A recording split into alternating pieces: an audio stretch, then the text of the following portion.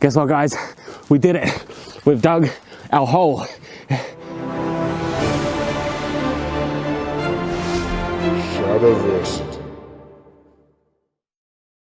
Greetings, I am Tyrant. Greetings, I am Nate, and we have done a lot of things with swords. We've set them on fire, we've chopped down trees, and we've done the standard things. We've like cut things and done that sort of stuff. Yeah, the normal stuff, you know. But today we have something that you shouldn't do with your sword. No, I mean, I just kind of did it then, but you know. What are we doing today, Nate? Well, we are going to try to dig a hole with a sword, because sometimes as an adventurer, all you have is a sword, and you might need a trench, you might need a pit, you might need just a place to sleep. Now, we've got a couple of different swords here with sword profiles, different tips of the shape. I got this one here. This one is the falchion. But the reason I got this one is because it has this big, nice, wide tip that I think it turned into like a shovel. He's trying to find a spade. He's trying to find a spade. Whereas I've gone and grabbed just your standard everyday arming sword, see how that works. And I figured I'd try this beastly thing as well. Okay, the Claymore. So the Claymore. I'm going to try this one. I am. That feels wrong, doesn't it? It does, but I've got two swords here. I feel like you need another blade. Well, I've got one here. Well, here I have. That's kind of nice, though. It's kind of a. This is one of Shad's favourites. Yeah, it's kind of a nice sword. You probably. Oh, the bastard sword, the Honshu. Bastard sword. Probably don't want to drive that into the ground. Oh no, I shouldn't. You really. We're going to use it. We are? We're going to use it. Oh, who has to clean that afterwards? One of us. But anyway, what we're going to be doing is we are going to be digging a hole or a trench. A really big hole. A really big hole. We're going to see if we can dig an actual trench. We'll see how we go because it's swords, but we're going to start with just a standard hole, and if we can turn that into a trench, you know you're good for your adventuring party. So now, we can't do this here because this is, this is here. Yeah. So I think what we're going to have to do is head to the Shadlands. I think so. To the Shadlands. So here we are at the Shadlands. Yeah. It feels good to be back, doesn't it? It kind of does. It's really nice out here. Plenty of land, plenty of places to, dig a hole. You know what I've thought though about the Shadlands? It really, really would do with a hole. It needs a hole. Just a hole. Just a hole? I think a trench. Or a hole? Well, a long hole. Right. What about here? I like this little dip bit in the hill. Yeah, strategically, so do I. Yeah. So I think right here. Right here. Planting our swords. Yeah, it's like a flag, but not. All right, hold on. We got to decide which sword we want to start with. I already picked. You want to start with the Claymore? Sure. Well, okay, I'll start with this one then. But before we start digging and just hacking away at the ground, why don't we just like mark out like a It's a good idea. And I brought my little medieval hood, which makes me look a little bit like an NPC, but it stops me from burning. All right, well, let's just, you start on that side. I'll do this side. Ah! Okay, so.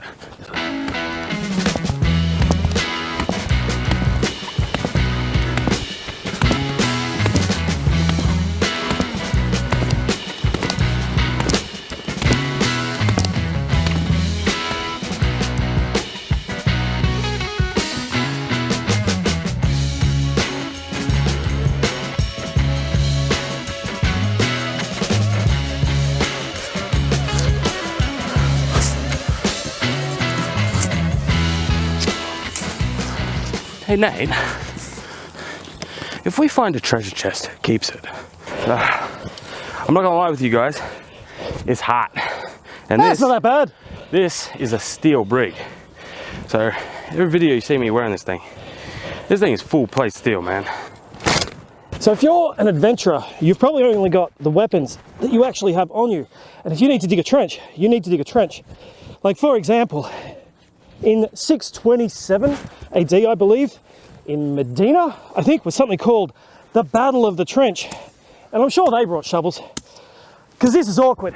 But as an adventurer, you got to use what you got.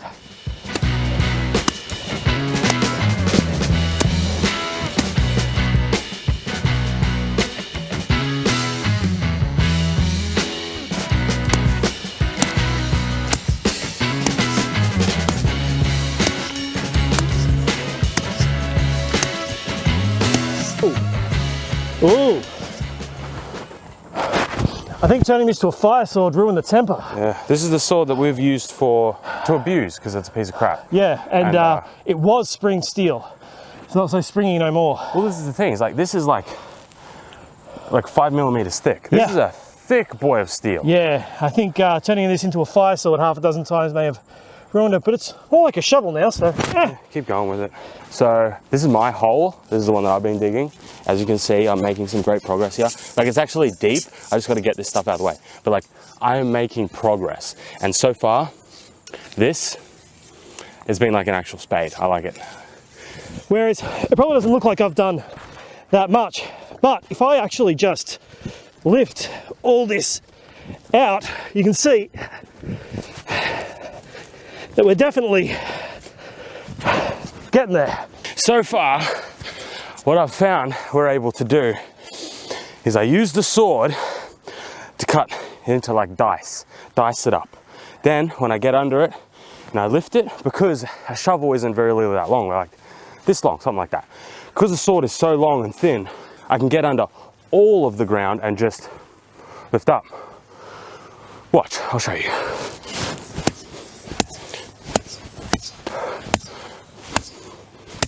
So now get under there and look at that. I'm actually surprised at how well this is working. Now, I have to mention, it might just be because the blade I'm using. Yeah, speaking of which, this is hard slog.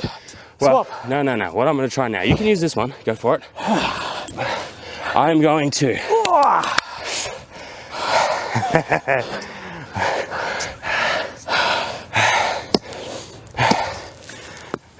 It's time for the bastard sword to meet its end. It probably won't break. If it does, shout I'm sorry. But let's give it a go. I do not like that. I don't like the sound of that.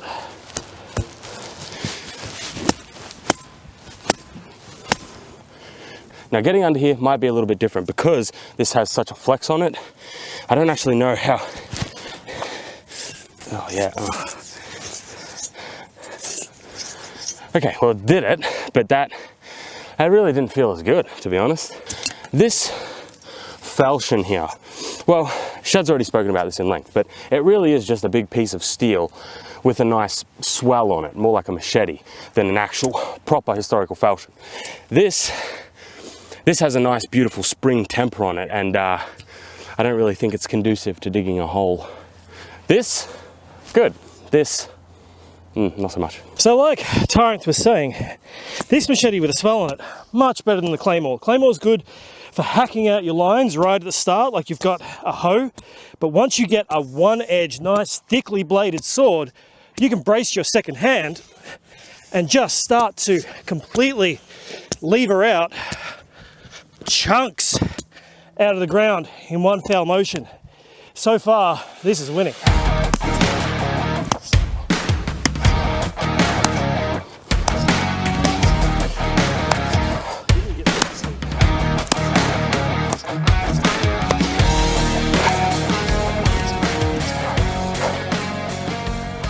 All right, so we've cleared the topsoil of about a 5 foot, area. And this took, I want to say about an hour of just myself and Nate doing this with all these different swords. If you had like a full adventuring party, you could conceivably get this done a lot quicker. Yeah. It's just because there's two of us, and removing topsoil can be a bit of a pain. A little bit of a pain. Now, in saying that, it wasn't exorbitantly difficult. It wasn't that bad. It's just tiring. It is. It's definitely, it would take constitution rather than strength, that's for sure. So I think what we're going to do now is, we've made quite a large area, but we're not going to dig like a giant big coffin pit type thing. It does look like that, eh? It does. We're just going to focus on maybe like the central area. Yeah, about this much, and see how deep we can get in, let's say like 2 hours. Okay. 2 hours of just myself and Nate trying to dig down in this one little area, and let's just see how deep we can get. Now, in terms of the swords and their edges, this one, it no longer has an edge. I think something like that, for what we're doing, doesn't matter so much. If you really need to dig a trench, as long as you don't need to fight straight away, you can sharpen that up afterwards. And it's about as sharp as a spade. It's not going to get too much blunter than that. That is correct, but usually when we do these sorts of things, like when we cut into wood or something like that, we say it's lost its edge. It's lost its edge in so much it's not as sharp as it was before, but it can usually get through water bowls, a little bit of tearing, stuff like that. But this has properly lost its edge. Like it's Blunt. It's blunt now, but it's still holding up. I think we're going to try the bastard sword again, because now we're out of the topsoil. So you won't be levering as much and get this weird, we kind of straightened it with flexes in the other way, but it was bent. 2 hours. Let's see what we can do to this little patch. Okay.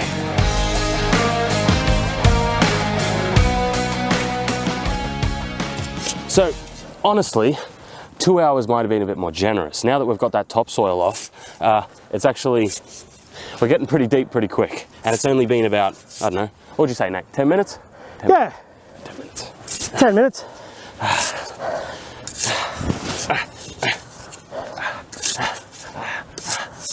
Just like that. Are we taking this in turns, or are you just gonna sit there for the hour? Feel good, feel great. There were trenches used in like one of my favourite battles. Battle of the Golden Spurs. Flemish ended up using, wow, they used ditches and they used like streams against the French. They had like 3,000 knights. Oh yes, the cows are crossing the hill. As you can see, it is mating season for the cows. Man, we should be wildlife photographers.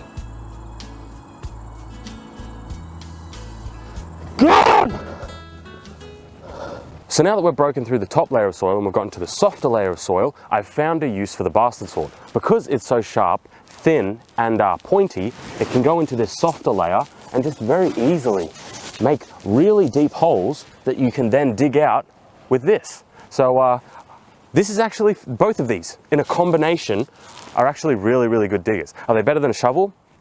No. But for a sword, swords, it's pretty good. I like it. You gonna help, mate? Nah, you're good. You got this round. You got this round. We've gotten through our softer layer and now we're getting into things like rocks and clay.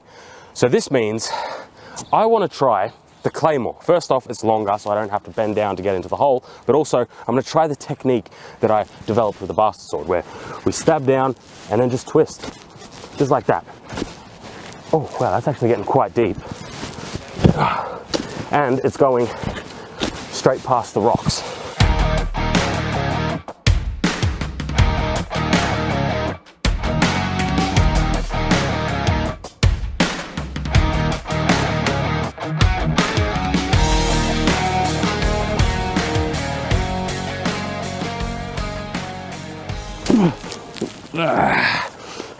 Guess what, guys? We did it. We've dug our hole. Tired. It's a 2-foot hole, man. Yeah, stand up. Just stand up. Sorry, guys. Like, we dug a hole, but it's this deep. We have finished our hole. Yeah.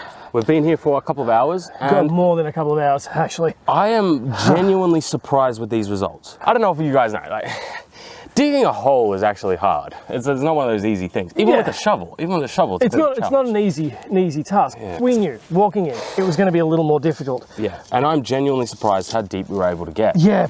Now, I think we should talk about each of these swords individually. And that's what I was going to say, because depending on the sword that you have, depends on really how well you can dig and what layer of dirt you're good at. So I found, in a general sense, all of these swords actually helped for a specific layer and a specific purpose. If I was to pick one as a general all-purpose one, I'd probably go with something like this. Yep. Just because getting through that top layer would be like, whoa. In fact, with those, I think anything that has a nice wide cleft and a big flat edge so that you can lean really helps. Not just a machete, let's call it what it is. Yeah. Not just a machete, but I think anything really good, thick, solid one-edged sword. Now, I would say the next best one was actually, I can't believe I'm going to say this, the Claymore.